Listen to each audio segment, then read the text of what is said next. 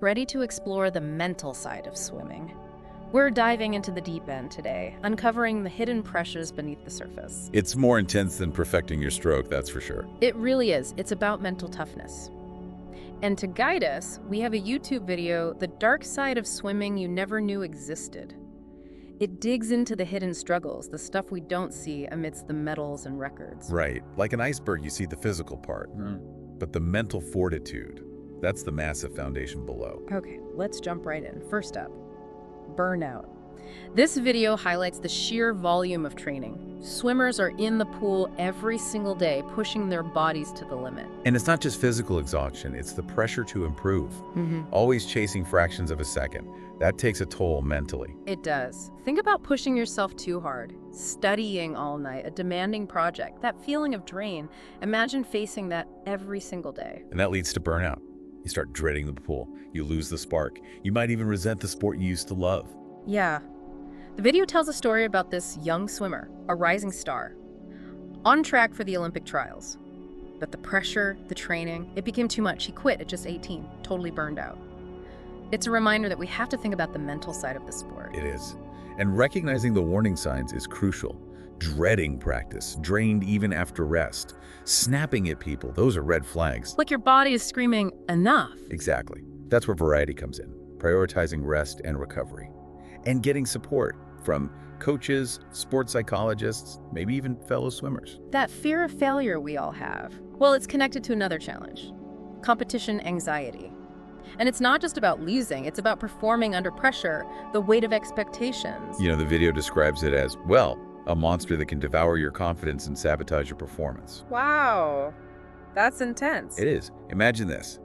You've trained so hard, visualized winning, and then you get on the starting block. Your heart pounds, muscles tighten, your mind's racing with doubts. Like your body betrays you before you even start. Yeah. And the anxiety, it shows up in different ways. Nausea, shaky hands, can't focus. Some swimmers even get paralysis by analysis, overthinking every move. It disrupts their rhythm. So basically, they forget how to swim when it matters most. In a sense, yeah. The pressure's so much they make mistakes they wouldn't normally make.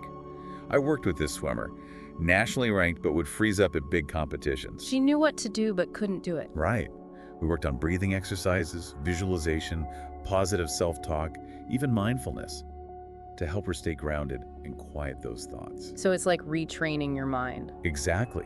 It takes practice, but learning to manage that anxiety is essential to perform at your best. We all fear failure, but for swimmers, it's like every tiny error is a career ender. And a lot of that comes from thinking their worth is tied to how they perform. They define themselves by winning or losing. That can really hurt self-esteem and motivation. So how do swimmers escape that? It starts with a shift in perspective. From focusing on outcomes to focusing on progress and effort. Each race, no matter the result, is a chance to learn. You know, one powerful tool is reframing. Say you miss a turn. Instead of dwelling on it, you focus on how you push through. So it's acknowledging mistakes, but seeing them as steps to improve, not roadblocks. Exactly. And recognizing their value as a person isn't just about how they swim. This leads us to perfectionism. Swimming's all about the tiny details, every stroke, turn, and body position. Precision and consistency are key, and that can make swimmers strive for that perfect swim. But striving for perfection, that's a good thing, isn't it? Pushes you to be better. It can be, but there's a line between healthy striving and debilitating perfectionism. When you get fixated on minor imperfections, a stroke slightly off, a turn not perfect, it can hold you back. So they're so focused on details, they miss the bigger picture. Exactly. And that focus on flaws can create this paralysis, a fear of messing up, which leads to more mistakes, ironically. It's like building a house of cards underwater. One wobble and it all collapses. It makes me think of the swimmer I interviewed once. So talented, but struggled with perfectionism. She'd analyze every practice, obsess over every detail that wasn't perfect. That takes a lot of energy. It can really hurt performance and well-being. So how do you find that balance? Striving for excellence without getting bogged down in perfectionism. Help them shift focus from outcome to process. Celebrate effort and improvement instead of fixating on some unattainable ideal. Set realistic goals, break them down into smaller steps, and celebrate those small wins. Appreciating the journey, not just the destination. Yeah, and that can be incredibly freeing. It helps swimmers enjoy the sport, embrace the challenges, and reach their potential. Next up, Motivation fluctuations. One day a swimmer feels invincible. Next day they can barely get to practice. Motivation is a wave. It goes up and down. And for swimmers, those ups and downs, they're amplified by the training, pressure, and setbacks along the way. The video shows the swimmer crushing it one day, setting personal bests. Then the next day, dragging, questioning everything. It's normal, part of being human, especially when you push yourself to your limits. So what influences it? Well, the monotony of training can play a role. Same drills, same laps, day after day. It gets mentally tiring. I get that in my own workouts. Gotta mix things up to stay engaged. Right, and external stressors can have an impact. School, relationships, just daily life. And then there's that frustration of hitting a plateau. You're working hard, but not seeing results. That's so demotivating, especially in swimming where you can track everything so closely. Absolutely. But the important thing is, these dips in motivation, they're temporary, and there are ways to navigate them. So how do you ride those waves and stay on track? Well, routines are key. Prioritize sleep, nutrition, manage stress. Also, break down big goals into smaller steps. Like a roadmap, focusing on the milestones, not getting overwhelmed by the big picture. Exactly. And keeping things interesting is important too. Add variety, set mini challenges, or focus on the joy of swimming itself. We've all been there, right? Some days are great, some days not so much. And swimmers, they deal with that at an Olympic level. This next one's super relatable social comparison. Swimmers are always comparing themselves to teammates, rivals, even legends they admire. Yeah, it's everywhere these days. Especially in swimming, everything's so public. Imagine being surrounded by talented athletes, constantly seeing their successes. It breeds self-doubt. It's tough, right? Especially with social media. Everyone seems perfect online. Easy to forget those are just snapshots. And the danger is it makes you focus outward. You worry about how you measure up instead of your own progress. So how do you combat that? Focus on gratitude and self-compassion. Encourage swimmers to see their own strengths, their own achievements. Celebrating their own victories, recognizing everyone's on a different path. Yeah, success looks different for everyone. It's about being the best version of yourself, not a copy of someone else. Okay, this next one surprised me, mental fatigue. I thought fatigue was just physical. Oh, it can be mental too. Swimming takes a lot of focus. You're always monitoring your stroke, breathing, pace, position. It's like multitasking while running a marathon. No wonder it's mentally exhausting. And that fatigue, it shows up as decreased focus, slower reaction times, even worse decision-making. So your body can do it, but your brain says no. Kind of. And that leads to errors, lower performance, even injuries. I worked with an Olympian who was struggling to focus. She'd zone out, miss cues, even bump into lane lines. Swimming on autopilot. Yeah. And she was physically capable. Her mind was just overloaded. What helped her? We added mental breaks into her training. Mindfulness exercises, meditation, spending time in nature. So giving your brain permission to chill out. Exactly. Yeah. Just like physical rest is important, mental downtime is crucial for focus, for well-being. This next challenge really resonated with me, the fear of injury or setbacks. Swimming is demanding on the body. Injuries are common. And that fear can hold swimmers back in training and in competition. It must be tough, right? Your passion is also a source of worry. It creates this sense of, vulnerability, a hesitation to push yourself. And that fear can linger even after you've healed physically. What about the recovery? Worrying you won't be the same. It's a big concern. Recovery can be long and uncertain.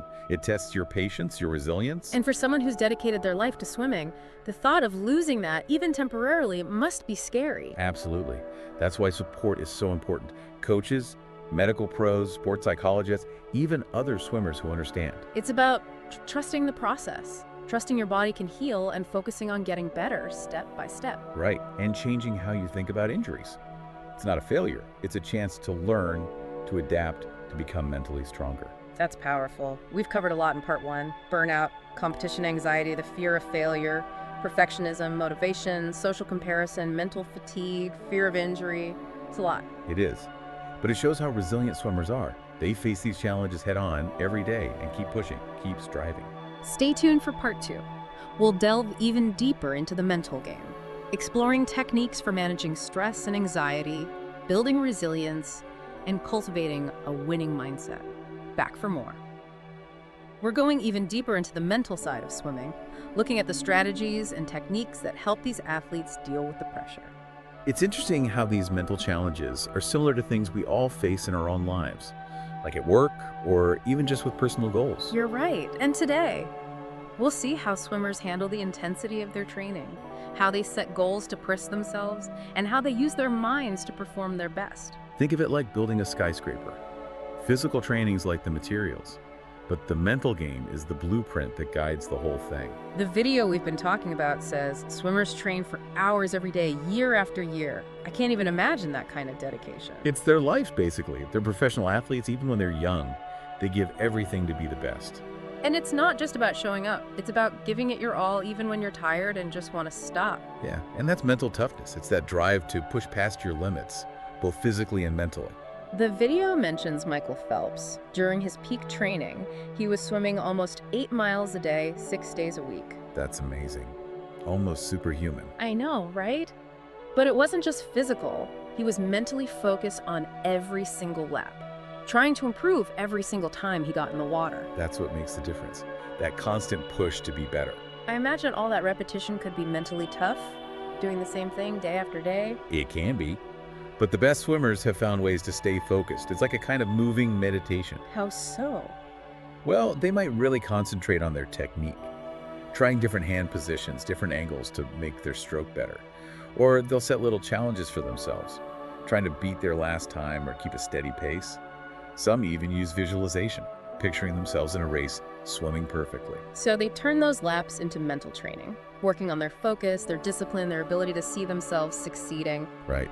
And that mental strength helps them feel more confident when they're in a real competition. Speaking of mental skills, the video talks about setting goals. Setting goals is important for any athlete, but especially in swimming, where you can measure your progress so easily. Goals give you direction, keep you motivated, especially when training gets tough. So it's like a roadmap, helping you track where you are and where you want to be. That's it. And the goals can be anything: getting a faster time, perfecting a turn, or even just being consistent with your training schedule. But setting unrealistic goals can be bad too, right? If you always feel like you're failing, it's discouraging. For sure. That's why it's important to have goals that are tough but realistic. Yeah. They push you, but they're still achievable. It's a balance between aiming high and being sensible. And goals can change.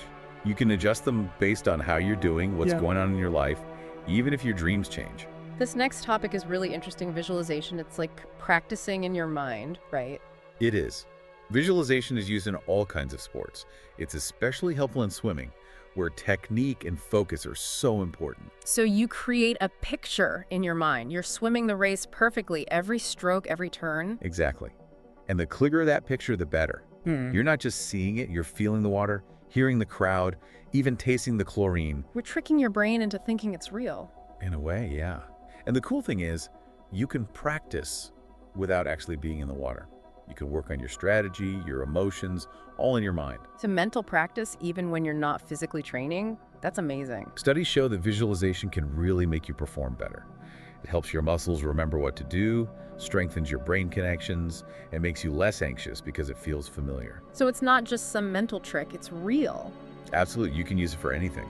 Perfecting a move, calming your nerves before a race. Okay, let's talk about flow state. Have you ever been so into something that time just disappears and you're totally in the zone? Oh yeah, flow state. It's when you're completely absorbed in what you're doing, your actions are smooth and easy, and you feel happy, focused, and clear. Sounds almost magical. It can be. Lots of athletes try to achieve this, especially in individual sports like swimming. Is there a secret to getting into that flow state? There's no magic button, but some things help. One is having a clear goal, something that challenges you but isn't too overwhelming. So it's finding that balance, pushing yourself without getting stressed out. Right. Another thing is feeling in control of what you're doing. Yeah. Like you're the master of your body and your movements. It's that feeling of everything working together perfectly, your mind and body in sync. That's it. And when everything comes together, that's when flow can happen. You perform at your best and feel really good. But you can't just turn it on whenever you want, right? No, not really. It happens when the right things are in place. And it doesn't always last long. It's a moment of perfect alignment that's hard to hold on to. So you can't force it, but you can set the stage for it. That's a good way to put it. For swimmers, it might mean finding that balance between challenge and skill, focusing on the present and quieting those negative thoughts that can mess up their focus. It's like mindfulness, being able to block out distractions and just be in the experience. That's part of it. And flow isn't just good for sports. It can make you more creative, better at solving problems, and feel more satisfied with anything you do. So it's not just about swimming faster, it's about something that can make your whole life better. Exactly. That's what's so fascinating about the mental side of swimming. It teaches us things that can help us all live better lives. This has been amazing. We've learned about training, setting goals, visualization, and flow state. Swimming is definitely more than just physical. It's a mental journey, too. And it's not over yet. Stay tuned for part 3, where we'll uncover even more mental strategies and techniques. Things that swimmers use to overcome challenges, handle stress, and perform at their peak. Welcome back to the Deep Dive. We're wrapping up our exploration of the mental side of swimming. And we've got some really practical stuff to talk about today. We do. It's amazing how these mental challenges we've been talking about connect to everyday life. Yeah. We'll look at how swimmers manage stress and anxiety, how they build resilience, and that whole idea of a winning mindset. Stuff you can use whether you're an athlete or not. You know, it's easy to think elite athletes don't feel pressure, but they're human too, right? They have anxieties and doubts, just on a bigger stage. And what's incredible is how they learn to use that nervous energy to their advantage. They turn anxiety into, well, almost like a superpower. Our video mentions a few ways swimmers handle those pre-race jitters. Deep breathing exercises, for example. Deep breathing is so simple but powerful. It really calms your nervous system down, slows your heart rate, relaxes your muscles, and helps you stop focusing on those racing thoughts. It's like a reset button for your mind and body. Exactly. And it's not just for athletes. A big presentation at work, a nerve-wracking social event. Deep breathing can help you in any tough situation. The video also talks about visualization, which we mentioned before. Swimmers use it to mentally practice their races, picture themselves doing everything perfectly. It's like creating a mental plan for success. When they visualize the perfect race over and over, they're training their minds to perform at their best. It makes them less anxious because it feels familiar, and it boosts their confidence because they're reinforcing that belief in themselves. So they're basically running the race in their heads before they even get in the water. Exactly. And then there's positive self-talk. That's about silencing that inner critic, you know, the one that's always putting you down. You replace those negative thoughts with positive ones, with affirmations. You encourage yourself. You become your own cheerleader. Exactly. You change the way you talk to yourself so that it helps you reach your goals. Instead of thinking about past mistakes or worrying about what might happen, you focus on what you can control right now. You remind yourself of your strengths, your ability to succeed. And this is so helpful for everyone, not just swimmers. I love that. It's like taking the tools that elite athletes use and applying them to our own lives. So let's talk about resilience, that ability to bounce back from setbacks, to get stronger after going through tough times. Swimmers face setbacks all the time. Injuries, bad races, days when their bodies just don't want to cooperate. And yet they always seem to come back, push themselves even harder. That's resilience. It is. And a big part of it is seeing setbacks as chances to grow. They don't see failure as the end, they see it as information, a chance to learn, adjust, and get better. Like they say, fall down 7 times, get up 8. Exactly.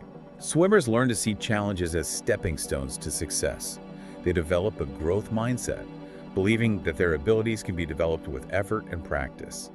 They don't let setbacks define them, they use them as motivation to improve. Okay, last but not least, let's talk about the winning mindset. What does that even mean? It's a combination of things: belief, focus, determination, and that drive to be the best. It's about setting high standards for yourself, visualizing success, and having the mental toughness to push through obstacles and never give up on your goals. But if you set such high expectations, isn't it easy to be disappointed? What if you don't actually win? The winning mindset isn't about winning every single time or being perfect. It's about striving to be your best, always trying to improve. It's about loving the process of growing and pushing yourself. So it's more about that internal drive, that commitment to excellence, than about external rewards. Exactly.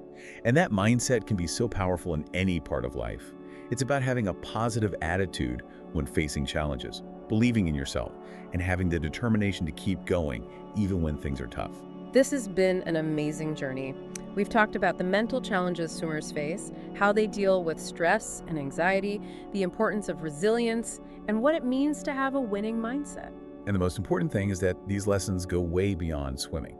They teach us about being human, about how we all deal with pressure and setbacks, about how we strive for excellence in whatever we do. So for our listeners out there, what's the key takeaway? The biggest takeaway is that mental strength is just as important as physical strength. And it's something we can all work on. Whether you're an athlete, a student, an entrepreneur, or just someone trying to navigate life, the things we've talked about today can help you face your challenges, reach your goals, and live a more fulfilling life. Well said. And next time you see a swimmer in the water, remember all the mental strength it took to get them there. It's a reminder that we all have the potential to be great if we're willing to dig deep and tap into our own inner strength. It's been great talking about this. Until next time, keep exploring, keep learning, and keep pushing your limits. Remember, no matter what you're facing, you've got the mental toughness to overcome it. Keep swimming.